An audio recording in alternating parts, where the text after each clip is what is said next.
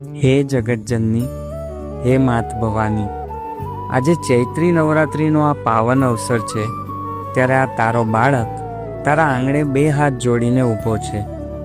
માવતર, આખી દુનિયા તારી પાસે ધન, સંપત્તિ અને વૈભવ માંગવા આવે છે, પણ મારે આ નાશવંત વસ્તુઓમાંથી કાંઈ જ નથી જોતું.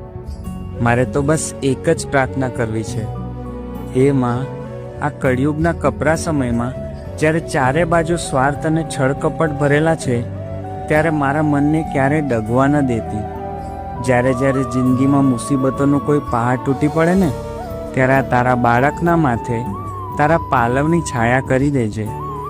માળી, જિંદગીની આ કસોટીઓમાં કદાચ હું થાકી જાઉં, મારા પગ ડગમગવા લાગે ને, ત્યારે અદૃશ્ય રૂપે આવીને મારો હાથ પકડી લેજે. મને પડવા ન દેતી. મારી અંદર એટલી શક્તિ ભરજે કે હું દરેક મુશ્કેલીનો સામનો હસતા મુખે કરી શકું.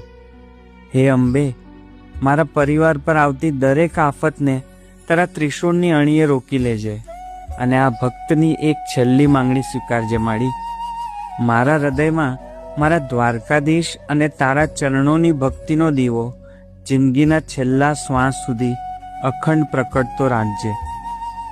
જય મા ભવાની, જય દ્વારકાધીશ.